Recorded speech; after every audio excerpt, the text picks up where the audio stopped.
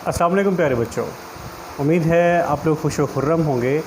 और ज़िंदगी की रौनकों से मुस्तफ़ीद हो रहे होंगे। आज एक और लेक्चर के साथ मैं राशिद सईदी आपसे मुखातिब हूँ। गुज़िश्ता लेक्चर में हमने साल दुव्वम की किताब में मौजूद पहली जो आपकी नज़्म है यानी हम्द, मौलाना ज़फ़र अली ख़ान की हम्द की हमने 2 अशार की तशरीह की थी। आज इंशाअल्लाह हम उनकी बकिया अशार की तशरीह करने की कोशिश करेंगे। पहले 2 अशार की तशरीह हमने कर ली थी, तो आज हमारे पास जो तीसरा शेर है वह है कि हर एक ज़र्रा फ़ज़ा का दास्तां उसकी सुनाता है। हर एक ज़र्रा फ़ज़ा का दास्तां उसकी सुनाता है, हर एक झोंका हवा का आके देता है प्याम उसका। अच्छा देखिए, शेर हम्द का है। हम खुदा ताला की ज़ात व सिफ़ात को बयान करने की कोशिश कर रहे हैं, उसकी तारीफ़ कर रहे हैं, मिदहत कर रहे हैं। अब यानी देखिए, खुदा ताला की मौजूदगी को बावर कराना भी खुदा ताला की तारीफ़ ही है। अब इस नज़्म में इस नज़्म के बिलखुसूस इस शेर में मौलाना ज़फ़र अली ख़ान खुदा ताला की वजूद का सबूत फ़राहम करते हुए हमें हमारे ज़ाहिर से, हमारे मुशाहिदात से, हमारे इर्द गिर्द की अशिया से हमें मिसाल देते हैं। वो कहते हैं कि कायनात का हर एक ज़र्रा, फ़ज़ा में मौजूद हर एक ज़र्रा खुदा के होने की दलील सुना रहा है, दास्तान सुना रहा है। हर एक झोंका हवा का आके देता है प्याम उसका। देखें, हो सकता है हम इसकी वहदतुल शहूद के ज़रिए भी, तसव्वुफ़ के ज़रिए के नज़रिए वहदतुल शहूद के ज़रिए भी इसकी तशरीह व ताबीर करने की कोशिश करें, लेकिन इस वक्त मैं इस नज़रिए के अलावा इसके ज़ाहिर, इसी शेर के मतन और इसके जो कलीदी लफ्ज़ हैं उस पर तवज्जो मरकूज़ करते हुए इसकी वजाहत करूँगा। देखिए, इस पहले तो एक आपके पास ना देखिए कई तरीके आएंगे, ऐसा ऐसा समझते जाएंगे कि भाई तशरीह करने के कौन कौन से पैमाने और तरीके होते हैं। पहला तो ये है कि देखिए, हमने इसके कलीदी लफ्ज़ ढूंढते हैं। भाई फ़ज़ा के ज़र्रात दास्तान सुना रहे हैं। देखें, हवा का झोंका, फ़ज़ा के ज़र्रे, ये हमारे पास कलीदी लफ्ज़ आ रहे हैं और दास्तान सुना रहे हैं। अब देखिए, दास्तान तवील कहानी होती है जो कि मुख्तसर नहीं होती। किस्सा होता है, माबादुल तबियाती किस्सा होता है, लेकिन उसमें तवालत उसकी शर्त है। अब देखिए, कायनात में मौजूद हर एक ज़र्रा खुदा के होने की दलील दे रहा है, सबूत फराहम कर रहा है। कैसे? देखिए, गुज़िश्ता लेक्चर में हमने एक चीज़ समझने की कोशिश की थी कि भाई कायनात का निज़ाम दरहम बरहम हो जाता अगर कोई और हस्ती होती, यानी मुक़्तदर हस्ती जो खुदा ताला की ज़ात में नौज़ बिला शरीक होती, उसकी क़ुव्वतों में अमल दखल करने की कोशिश करती, तो कायनात का निज़ाम दरहम बरहम हो जाता। तो अगर ऐसा नहीं है तो भी इसका मतलब है कि खुदाए वाहिद ही इस कायनात को चला रहा है, इस निज़ाम को चला रहा है। अब देखते हैं कि भाई कायनात का हर एक फ़ज़ा का ज़र्रा जो है तो कैसे दास्तान सुना रहा है। अब देखें कि हर एक ज़र्रा, देखिए मादा यानी ज़र्रे से मुराद मादा है। अब अगर मादा इर्द गिर्द मौजूद है और एक दूसरे से जुड़ा हुआ है, तो भाई मादा क्या है, किस चीज़ से वजूद में आया है। देखें कि जब कुछ नहीं था तो खुदा था। अब खुदा ताला ने सब कुछ बनाया तो किसी चीज़ से तो बनाया होगा ना। अब जो चीज़ उससे बनी है अब वो तो नहीं रही, मतलब जिस चीज़ से जो चीज़ बना दी जाए, मिसाल के तौर पर दरख्त की बात करें, दरख्त कभी होगा लेकिन जब उसको काटा गया, उसको चीरा गया, उसके तख्ते बनाए गए, उसकी बल्लियाँ बनाई गईं, उसको जोड़ा गया, उसके रंदा फेरा गया, उसको शक्ल दी गई, कुर्सी बना दी गई, मेज़ बना दी गई, तो अब उसे ये तो नहीं कहें कि ये दरख्त है। तो अब वो कुर्सी है, मेज़ है, ज़रात हैं, जो कुछ हैं वो अपनी असल की निशानदेही तो कर रहे हैं, सबूत तो फराहम कर रहे हैं। अब इस कायनात में मौजूद हर ज़र्रा भी किसी के होने का गवाह, दास्तान सुना रहा है। अब देखें, आप साइंसी बिग बैंग थ्योरी को ले रहे हैं या तसव्वुफ़ के नज़रियात को ले लें, तो भाई पूरी कायनात किसी एक चीज़ से बनी है ना। धमाका हुआ था, जो कुछ था, वन से मल्टीपल चीज़ें वजूद में आई हैं, तो जो मल्टीपल चीज़ें हैं किसी वन की याद तो दिलाती हैं। और भाई हवा का झोंका चलता है,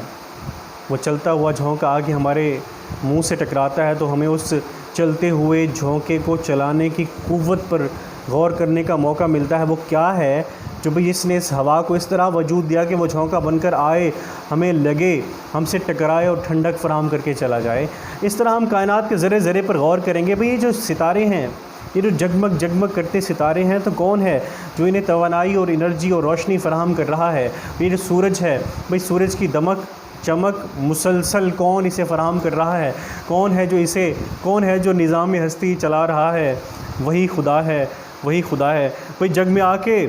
ادھر ادھر دیکھا، جگ میں آ کے ادھر ادھر دیکھا، تو ہی آیا نظر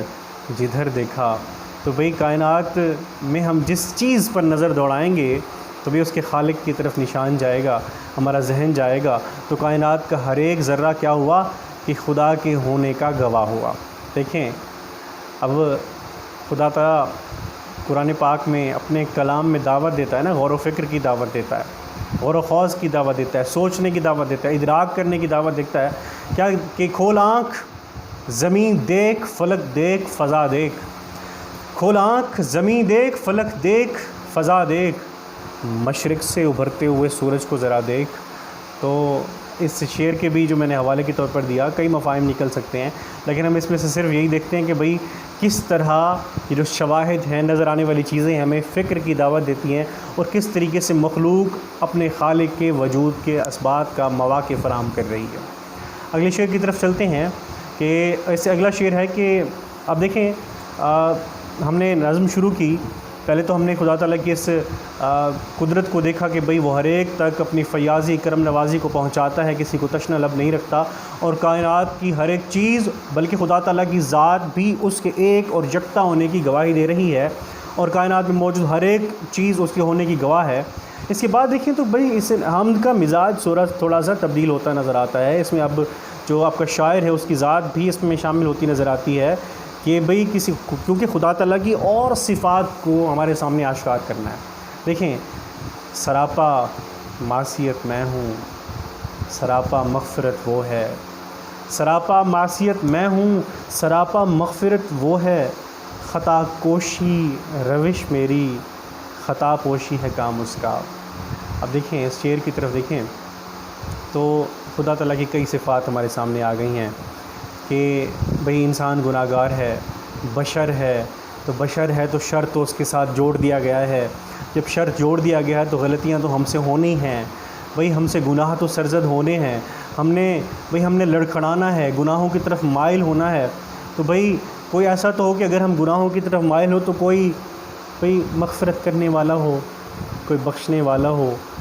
کوئی ہمیں گناہوں کی دلدل سے کھینچ کر روشنی کی طرف لانے والا ہو، تو وہ ذات، وہ خدا تعالیٰ کی ذات ہے،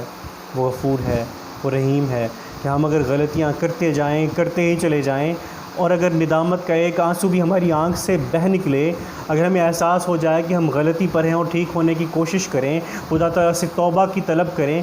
تو وہ مغفرت کر دے گا، وہ ہمیں بخش دے گا۔ دیکھیں کیونکہ خطا کوشی یعنی خطا کرنا، گناہوں کی طرف لپکنا، گناہوں کی دلدل میں لوٹ پوٹ ہونا، لت پت ہونا بھئی ہماری فطرت میں رکھ دیا گیا ہے۔ بھئی گناہ تو اور غلطی، یہ جو سرزنش ہے، یہ تمام یہ تو ہمارے آباء و اجداد سے ہوتی آئی، ہم سے بھی ہوتی آئے گی، لیکن کرم نوازی اس بڑی ذات کی ہے کہ جو معاف کر دیتا ہے، کہ ہم چاہے کتنے گناہ کرتے رہیں، ہم اپنی مطلب ذاتی زندگی میں، انفرادی زندگی میں، اجتماعی زندگی میں، ظاہری زندگی میں، باطنی زندگی میں ہم سے جتنے گناہ سرزد ہوتے رہیں، لیکن وہ کیا ہے، وہ ستار العیوب جو ہے وہ ہمارے عیبوں پر پردہ پوشی کر دیتا ہے۔ کہ دیکھیں ہم نے تو جہنم کی بہت کی تدبیر، دیکھیں حوالے کے طور پر آپ اسے لکھ سکتے ہیں کہ بطور انسان کہ ہم نے تو جہنم کی بہت کی تدبیر، لیکن تیری رحمت نے گوارا نہ کیا، لیکن تیری رحمت نے گوارا نہ کیا۔ بھئی ایک وہ ذات جو اپنے بندوں سے کہتی ہے، اپنے مخلوق سے کہتی ہے، انسانوں سے کہ میں 70 ماؤں سے زیادہ تم سے پیار کرتی ہوں، وہ کہاں ہمیں مسلسل تا ابد جہنم میں جلتے ہوئے دیکھے گا، وہ بخش دے گا۔ دیکھیں باوجود کہ پر ہوں اسیاں سے، باوجود کہ پر ہوں اسیاں سے، تیری رحمت کا پھر بھی ہے سودا، وہی ہمارے سودا سما گیا ہے کہ تو بخش دے گا، ہم جتنے بھی گناہ گار ہوں تو بخش دے گا۔ اگلے شعر کی طرف چلتے ہیں کہ میری افتادگی بھی میرے حق میں اس کی رحمت تھی، میری افتادگی بھی میرے حق میں اس کی رحمت تھی، کہ گرتے گرتے بھی میں نے لیا دامن ہے تھام اس کا، میری افتادگی بھی میرے حق میں اس کی رحمت تھی کہ گرتے گرتے بھی میں نے لیا دامن ہے تھام اس کا۔ اب دیکھیں اس میں بڑا کمال کا اور بڑا پیارا نکتہ پیش کیا گیا ہے۔ وہ ایک روایت ملتی ہے کہ ایک صحابی تھے، ان کی زوجہ ان سے جھگڑا کرتی کہ بھئی مجھے ایک دن خفا ہو گئیں، کہا کہ مجھے آپ کے ساتھ نہیں رہنا، مجھے علیحدگی اختیار کرنی ہے، میں نے آپ کے ساتھ نہیں رہنا۔ وہ بیچارے وہ معصوم سے صحابی پوچھتے رہے کہ وجہ کیا ہے، وہ کیا مسئلہ ہے جس کی بنیاد پر تم مجھ سے علیحدگی؟ نہیں بس میرے تمہارے ساتھ رہنا نہیں ہے۔ اب دیکھیں وہ شخص حضور پاک صلی اللہ علیہ وسلم کے پاس جانے لگے کہ جاؤں عرض حال کروں اور دیکھوں کیا وجہ ہے، میری زوجہ مجھ سے کیوں علیحدگی اختیار کرنا چاہتی ہے۔ جیسے وہ جانے لگے اپنی سواری پر سے گرے اور ان کی ٹانگ ٹوٹ گئی۔ جیسے ان کی ٹانگ ٹوٹ کے ان کو گھر لایا گیا تو ان کی بیوی نے کہا اب مجھے تم سے طلاق نہیں لینی، علیحدگی اختیار نہیں کرنی۔ وہ بڑے ششدر ہوئے، بڑے پریشان ہوئے کہ یہ کیا بات ہوئی کہ کچھ دیر پہلے تو تم مجھ سے علیحدگی اختیار کرنے کی باتیں کر رہی تھیں، طلاق لینا چاہتی تھیں، اب کیا بات ہوئی؟ تو انہوں نے کہا کہ دیکھیں یہ جو تکلیف ہوتی ہے یہ خدا تعالیٰ کی رحمت کی علامت ہوتی ہے، اور میں اتنے عرصے سے آپ کے پاس آ رہی ہوں، آپ کو میں نے کبھی تکلیف میں نہیں دیکھا، بخار بھی نہیں آیا، تو میں سمجھی آپ پر خدا تعالیٰ کی رحمت نہیں ہے، لیکن آپ جب آپ گرے ہیں اور آپ کو تکلیف ہوئی تو مجھے لگا کہ نہیں خدا تعالیٰ کی رحمت آپ کے ساتھ ہے۔ تو بھئی اس شعر کو دیکھیں، جو میری افتادگی یعنی میرا جو گر پڑنا ہے، تکلیفوں میں مبتلا ہونا ہے، افتادن گرنا، افتاد مصیبت میں پڑنا، میرا مصیبت میں پڑنا، میرا گر پڑنا، میرا تکلیف میں ہونا بھی میرے حق میں خدا تعالیٰ کی رحمت ہے۔ کس طرح؟ بڑا کمال دوسرے مصرے میں بڑے کمال طریقے سے اس کی توجیہ پیش کر دی ہے شاعر نے کہ بھئی کہ گرتے گرتے بھی میں نے لیا دامن ہے تھام اس کا، کہ اب گرتے ہوئے بھی میں نے اس کا یعنی خدا تعالیٰ کا دامن تھام لیا۔ اب اس کو سمجھنے کی کوشش کرتے ہیں۔ یہاں پہ مولانا ظفر علی خان نے انسانی نفسیات کے ایک اہم نقطے کو کھول کے گرہ کشادگی کر کے ہمارے سامنے رکھ دی ہے۔ دیکھیں ہم انسان جو ہیں یہ خطا کے پتلے تو ہیں ہی، لیکن ہم بڑے طوطا چشم بھی ثابت ہوئے ہیں کہ جتنے بھی ہم کامیابیاں سمیٹیں تو کامیابیوں کے سمیٹنے کو بھئی ہم اپنی فطرت، اپنی قوت، اپنی توانائی اور محنت گردانتے ہیں، اور اگر کبھی مصیبت پڑ جائے تو ہم کہتے ہیں نہیں اس میں میرا کوئی قصور نہیں تھا۔ جتنی ہم کامیابیاں سمیٹیں تو اس کا صحرا کبھی ہم خدا کی طرف پہنچانے کی کوشش نہیں کرتے، اس کی نسبت خدا سے نہیں کرتے۔ لیکن جب ہوتا یہ ہے کہ جب ہمیں تکلیف ہوتی ہے، ہم مصیبت میں پڑتے ہیں، تو اس مصیبت میں ہمیں یاد آتے وہ ایک ذات جس نے ہمیں تخلیق کیا تھا۔ یعنی مصیبت کے وقت ہم خدا تعالیٰ کی پناہ تلاش کرتے ہیں، اس کی طرف لوٹتے ہیں، اس سے توبہ طلب کرتے ہیں، اس کی قربت حاصل کرنے کی کوشش کرتے ہیں، اور وہ لمحہ اس طرح دیکھیں یعنی کہ ایک گناہ گار شخص ہے جو خدا کی طرف پلٹ نہیں رہا، ایک گناہ گار شخص ہے جس نے خدا تعالیٰ کے راستے پر چلنے کی کبھی کوشش نہیں کی، وہ گناہ گار شخص جس کو کبھی خیال نہیں آیا کہ میں نے مرنا بھی ہے، خدا کے سامنے پیش بھی ہونا ہے، لیکن جب کبھی تکلیف ہوتی ہے، مصیبت پڑتی ہے، تو اس کی ساری توجہ خدا تعالیٰ کی ذات کی طرف اور اس کی رحمت کو سمیٹنے اور اپنی مغفرت کی طلب کی طرف چلی جاتی ہے۔ تو ہوا نا، یعنی ہماری مصیبت بھی ہمارے حق میں خدا تعالیٰ کی رحمت ہوئی نا، کہ ہمیں وہ اپنی رحمت سے اپنی طرف بلانے کا سامان بنا رہا ہوتا ہے۔ دیکھیں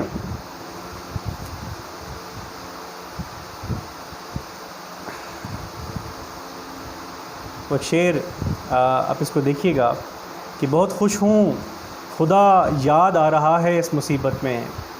بہت خوش ہوں خدا یاد آ رہا ہے اس مصیبت میں، میری کشتی کو اے طوفاں یوں ہی زیر و زبر رکھنا،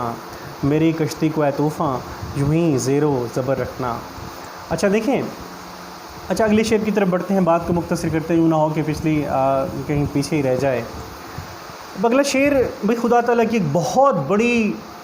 نعمت کی طرف ہماری توجہ کو ملتفت کر رہا ہے، منعکس کر رہا ہے کہ ہوئی ختم اس کی حجت اس زمین کے بسنے والوں پر، کہ پہنچایا ہے ان سب تک محمد نے کلام اس کا۔ اب دیکھیں بھائی ویسے تو اگر ہم خدا تعالیٰ کی نعمتیں گننا شمار کرنا شروع کر دیں تو بھئی ہم گن نہیں سکتے۔ ایک تو زندگی بہت بڑی نعمت ہے، ہم اپنی آنکھوں کو دیکھ لیں جس سے ہم دیکھ رہے ہیں تو بھئی اس سے بڑی نعمت ہو نہیں سکتی۔ ہاتھوں سے جس سے ہم کھاتے ہیں، پاؤں کی طرف دیکھیں کہ جن سے ہم چلتے ہیں، کوئی زبان کو دیکھیں جن سے ہم بولتے ہیں، تو بہت بڑی نعمتیں ہیں جن کی تکذیب ہم کر ہی نہیں سکتے۔ لیکن اس امت میں ہوتے ہوئے، اس وقت جو ہم سے سب سے بڑی نعمت ہے وہ یہ کہ ہم امت محمدیہ میں شامل ہیں۔ ہمیں اللہ تعالیٰ نے اپنے پیارے رسول حضرت محمد مصطفیٰ صلی اللہ علیہ وآلہ وسلم کی امت میں پیدا کیا کہ بھئی دیکھیں خدا تعالیٰ نے ہر طرف ہم اپنے اشارے دیے، لیکن اس نے اپنی حجت کس طرح سے تمام کی، اپنی دلیل ختم کس طرح کی کہ بھئی ایمان ہمارے اوپر تمام دیکھیں تمام اشارے بھیجے، سب کچھ کیا، لیکن بھئی ہمارے ایمان کی تکمیل اور ہمارے کوئی بھی چیز کی کمی بیشی نہیں رہنے دی کہ تمام چیزیں کمیاں ہماری پوری کر دی حضرت محمد صلی اللہ علیہ وسلم کو ہماری طرف مبعوث کر کے، اللہ تعالیٰ نے اپنا کلام حضور پاک صلی اللہ علیہ وسلم کے ذریعے بھیج کے۔ اب دیکھیں حضور پاک صلی اللہ علیہ وسلم تو وہ نبی ہیں، وہ رسول ہیں کہ نبیوں نے، رسولوں نے، بلکہ جید رسولوں نے، حضرت عیسیٰ و حضرت موسیٰ علیہ السلام جیسے رسولوں نے بڑی کوشش کی، خواہش کی کہ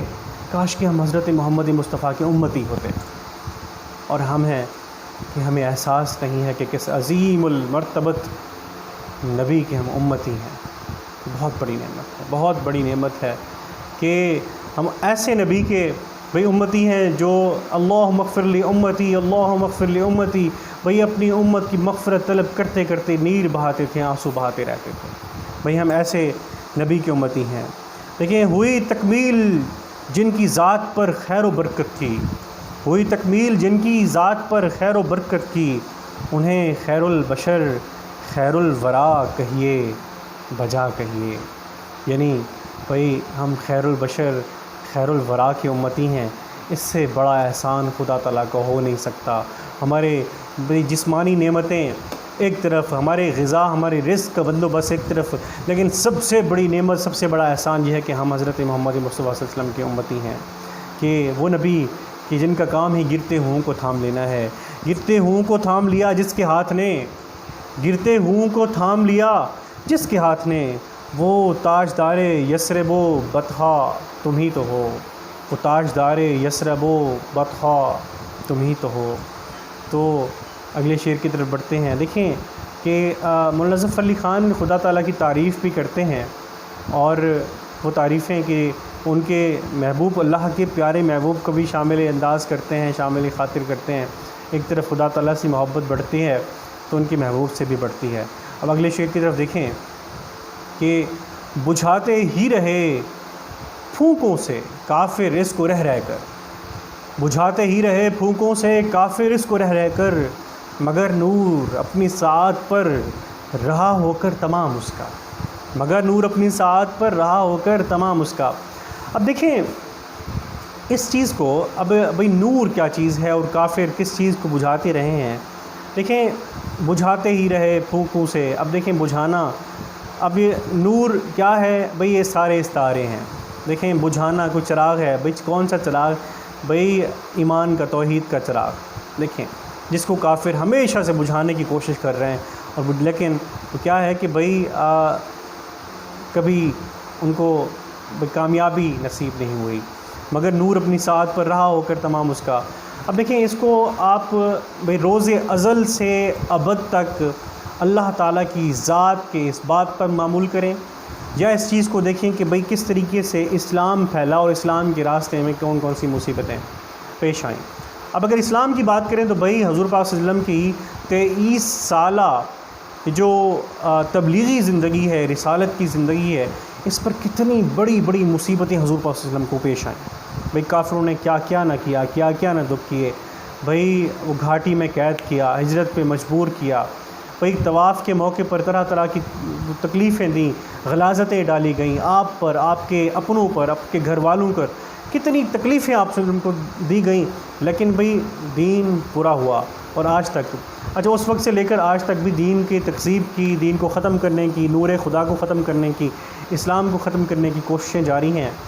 لیکن کبھی ہوگا نہیں، یہ ہو نہیں سکتا۔ دیکھیں قرآن کو کوئی ختم نہیں کر سکتا، کہ قرآن کی حفاظت کا ذمہ جو ہے وہی اللہ تعالیٰ نے خود لیا ہے، کہ وہ محفوظ رکھتا آ رہا ہے، اور ابھی تک مومنوں کے دلوں میں قرآن پاک محفوظ ہے۔ اس طریقے سے دین محمدی بھی محفوظ ہے، کہ بھئی اب دیکھیں ہمیں اپنی مثال لیں، ہم پاکستان اور ہندوستان کے لوگوں کی اگر مثال لیں، کہ وہ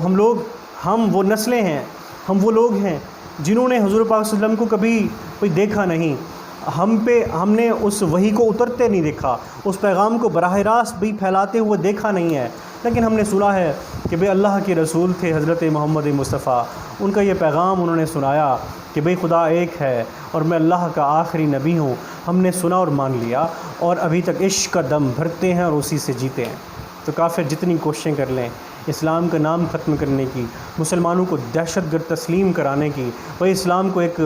فریبی مذہب، ایک جھوٹا اور انسان دشمن مذہب تسلیم کرانے کی چاہے جتنی کوششیں ہو جائیں، لیکن جب تک بھئی اللہ کا قرآن باقی ہے اور حضور پاک صلی اللہ علیہ وسلم کی سنت باقی ہے، ان کا عشق باقی ہے، تو سچے عاشق بھئی صحیح دین پر عمل پیرا ہوتے ہوئے بھئی کافروں کے منہ کو کالا کریں گے، ان کی تکذیب کریں گے، ان کو جھوٹا ثابت کریں گے